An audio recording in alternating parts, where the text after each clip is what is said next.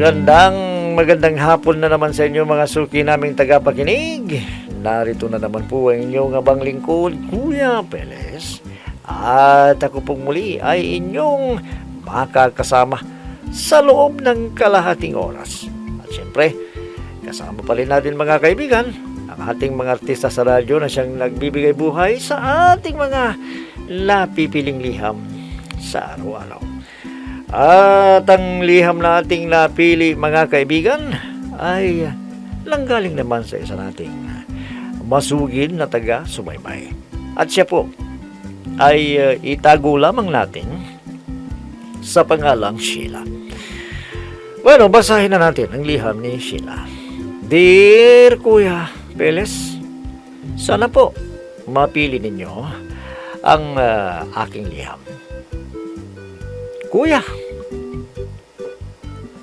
meron din po akong problema na dapat kong ihingi ng payo sa inyo.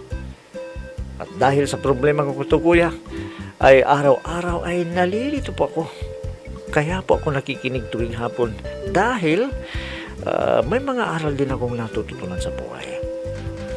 Kuya, lumiham ako sa inyo upang humingi ng payo. Itago na lamang po ninyo ako sa pangalang Sheila. 26 na taong gulang at isa pa po akong dalaga hanggang ngayon. Para malinaw sa inyo, ganito po nagumpisa ang aking problema, Kuya Peles.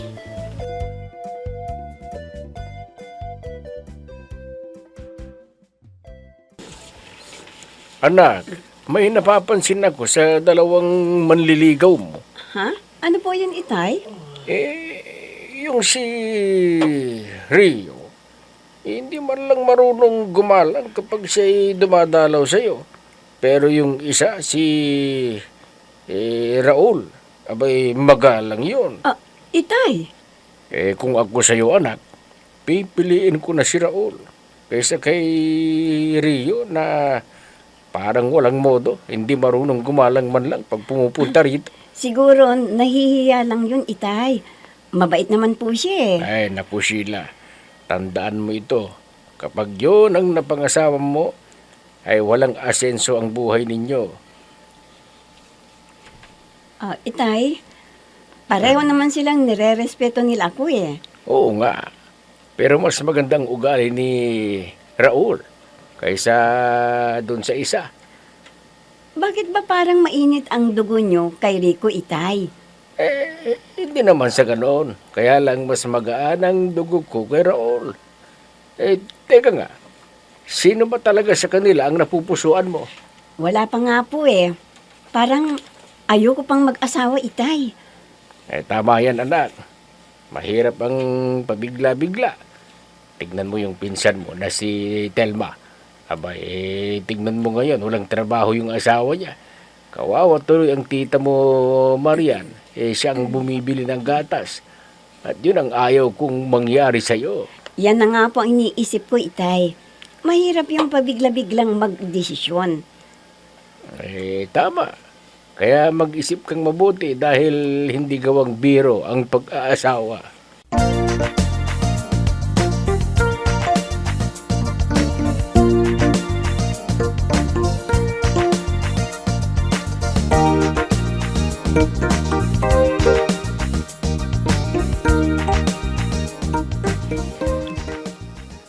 Magnobyo na ba kayo ni Raul, friend? Ha? Kasi nakita ko kayo nung isang araw eh. Magkasama kayo? Yun ba? Karawan niya kasi noon. Inimbitan niya ako sa bahay nila at ipinakilala niya ako sa mga magulang niya. Uy, baka iba na yan, friend ah. Gaga ka talaga. Pinagbigyan ko lang ang pinsan mo para wala naman siyang masabi sa akin, no?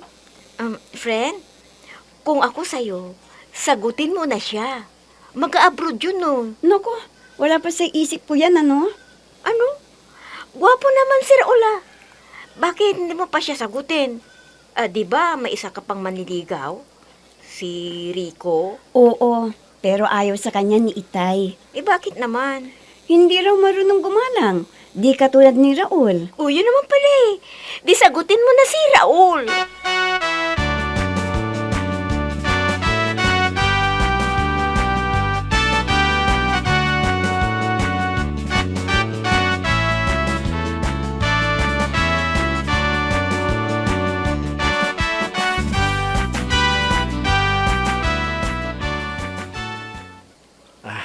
Alam mo, Sheila, kung sasagutin mo lang ako, pakakasal na kita kaagad. Rico, hindi pa ako handa sa buhay may asawa. Eh, matagal na ako naliligaw sa'yo eh. Kailan mo ba ako sasagutin, ha? Hindi pa nga ako sawa sa buhay dalaga ko eh. Kung hindi ka makapaghintay, maghanap ka na lang ng ibang liligawan mo. Eh, hindi ko gagawin yan, Sheila. Dahil ikaw ang gusto kong iharap sa dambana. At Ay, kasama naku. habang buhay. Masyadong maaga pa para mag-asawa ako. Huwag kang mag-alala. Libre ka namang dumalaw dito sa bahay eh. Eh, paano naman kasi? Parang mailap ang tingin ng inay mo sa akin. Kapag andito ako sa bahay ninyo, dinadalaw kita. Hayaan mo lang si Itay. Ganun lang yun. Sa mga taong hindi marunong gumalang, ay sa mga taong bisita. Wala yun, Rico. Ganun ba? Sige, magpapaalam na ako. Hanggang sa susunod. Sheila.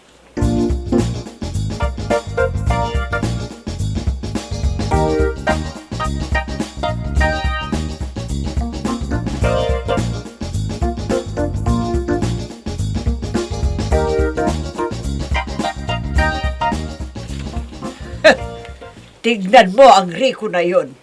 Parang walang nakita. Dinaanan lang tayo. Bastos talaga ang taong yon. Eh talagang bastos ang Rio na yun. Walang modo. Parang nahahalata ko sa anak mo eh. Siya yata ang gusto niya eh. Malayo kay Raul. Eh kaso bahiyain ang Raul na yun. Papatay-patay. Mauunahan pa yata ng Rio na yun. Alam mo, ayaw ko sa Rico na yon para sa ating anak, Islaw. Eh ako rin eh. Mas gusto ko si Raul para kay Sheila. Walang problema dyan. Di sabihin natin sa anak natin. Eh, ang tanong nga, Berneng, hindi tayo ang magdidesisyon. Basta ang gusto ko si Raul, tapos. Eh, paano nga kung ang gusto ni Sheila ay si Rio? Eh, wala tayong magagawa. May magagawa pa tayo. Eh, anong gagawin natin? Ilalayo natin si Sheila. Doon muna siya sa tita niya sa probinsya. Ganun lang yun. Eh, mabuti kung gusto niyang mabakasyon sa probinsya. Basta, gagawa tayo ng paraan para mailayo lang natin siya sa Rico na yon. Ayaw kong maging manugang ang Rico na yon. Bastos!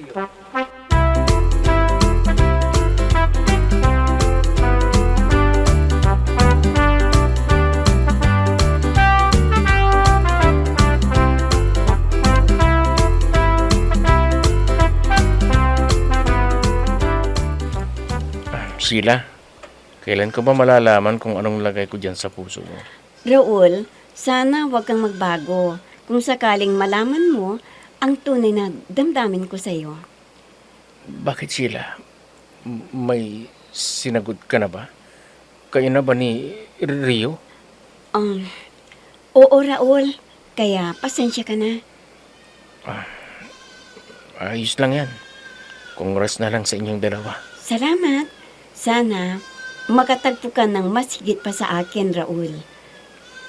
Siguro, pupunta muna ako sa ibang bansa. Baka doon ko matagpuan ang kapalit mo. Hayaan mo. At idadalangin ko na sana makahanap ka ng nararapat sa iyo. Salamat, Sheila. Mag-ingat ka lagi, ha? At hangad ko ang kaligayahan yung dalawa ni Rio. Napakabuti mo, Raul. Ewan ko ba kung bakit si Rico pa ang nagustuhan ko na ayaw ng mga magulang ko sa kanya. Matatanggap din nila si Rio. Balang araw, Sheila.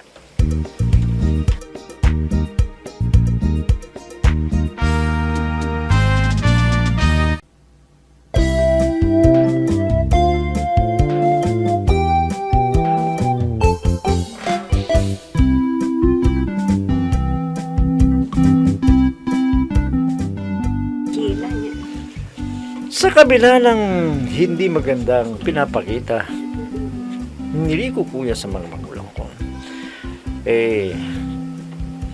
sa kanya ko magaan ang loob. Siya yung sinagot ko. Ewan ko ba kuya kung si Raul sana, siya pala ang napupusuan ng mga magulang ko para sa akin. Pero wala naman akong nararamdaman kay Raul. Kaya, ngayon kuya, ay hindi ko alam kung ano ang gagawin ko. Dahil patuloy pa rin na dumadalaw sa akin si Raul. Minsan, kuya, ay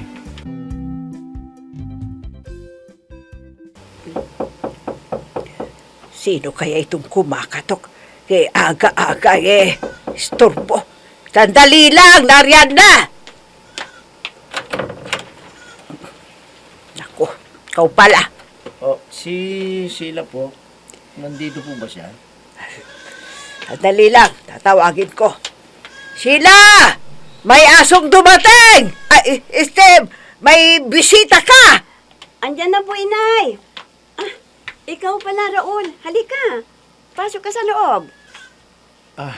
Salamat, Sheila. Chocolate pala, para sa'yo. At rosas. Wow! Ang ganda ng bulaklak. Nakuha mo ang gusto kong kulay, ah. Busy talaga ang taong ito. Hindi man lang niya ako ginalang. Ay, nako, makaalis na ka.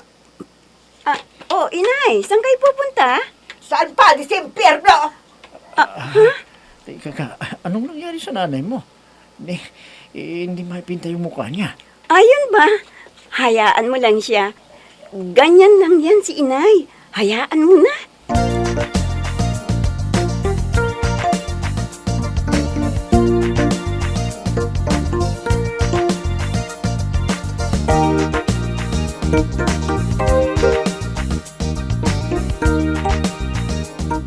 Hay, nako, alam mo ba?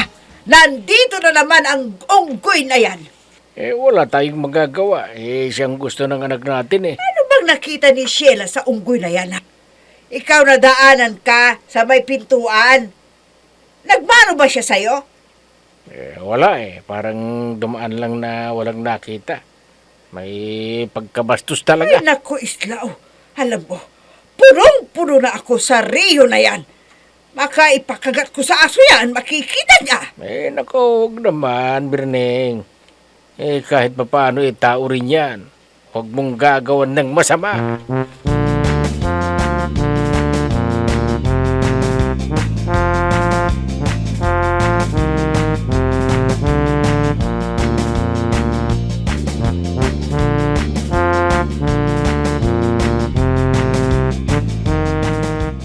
Sheila, talaga bang hindi na magbabago yung isip mo, ha? Anong ibig niyong sabihin, inay? Talaga bang si Rio na ang gusto mong makabiyak ng puso mo? Ano bang hindi mo nagustuhan kay Raul? Magalang siya at gwapo pa! Inay, hindi naman nasusukat sa itsura ang basihan. Kung bakit mo gusto ang isang tao. Mabait naman po si Rio eh. Ano? Mabait ba yan? Hindi niya alam ang bumate? O kaya magmano sa akin nung pumunta rito? Mabait ba yan, ha? Talagang ganun yun. Mabait yun talaga. Kaya nga po, siya ang sinagot ko sa kanilang dalawa ni Raul Ay, eh. nako, alam mo. Malayo ang ugali niya kay Raul. Si Raul kapag pumupunta rito, magaan ang loob ko. Malakwento siya. Hindi tulad ng Rio na yon, ha? Mabigat ang loob ko sa kanya. Kumukulo ang dugo ko kag nakikita ko siya. Inay! Ayoko siyang mapangasawa mo. Bastos siya kapag kaharap mo. Inay naman, bakit ba ang napupunan ninyo ay yung nakikita nyo? Sa totoo lang, mabait naman po si Rio. Ikaw lang ang nagsasabi na mabait siya dahil bulag ka. Inay! Sige, pag ipagpipilitan mo na siya ang mapapangasawa mo, ha? Magpakasal kang mag-isa mo. Huwag mong asahan na pupunta ako. Kayo-kayo lang ang may gusto niyan. Kaya hindi ako pupunta. Kahit maganda pa ang damit ko, bahala ka na dyan sa buhay mo.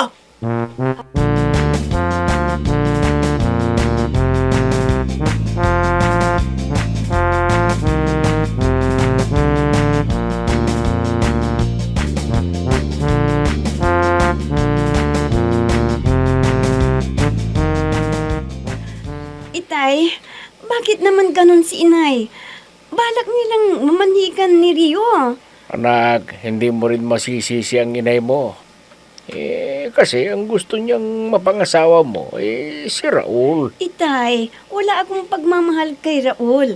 Si Rio ang mahal ko eh. Para sa akin, kung saan ka masaya na, susuportahan kita. Buti pa kayo, Itay, at naiintindihan niyo ko. Ako naman ang makikisama, hindi si Ila. Ewan ko ba dyan sa nanay mo? Hindi ko rin maintindihan eh. Paano yan, Itay? Gusto na nilang mamanhikan. Anong gagawin natin? Ayaw naman ni Inay kay Rio. Baka mapahiya lang tayo. Hayaan mo at kakausapin ko ang inay mo. Ipapaliwanag ko sa kanyang mabuti. Sana'y magbagong isip niya. Kakausapin ko siya mamaya.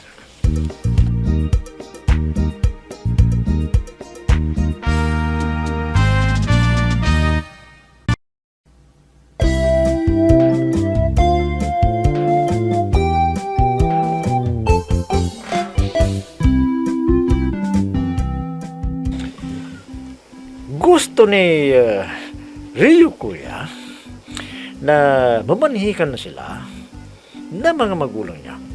Kaya lang kuya ay ayaw nila inay at itay. Kapag pinagpilitan ko daw kuya, ang gusto ko, bahala na daw ako. Kuya, masakit din para sa akin yun. Dahil sarili kong magulang, hindi nila maipagkaloob sa akin ang aking kaligayahan. Mabait si Rico, kuya. Mas maganda yung Rico kaysa Rio, para kang babae. Siya yung napusuan ko, kuya. At hindi si Raul. Baliktad, kuya, sa mga magulang ko. Si Raul yata ang kanilang napupusuan para sa akin. Pero ako pa rin, kuya, ang makikisama at hindi sila. Ano po ba ang dapat kong gawin, kuya? Sana po matulungan ninyo ako sa aking inilapit na problema. Lubos na gumagalang Sheila.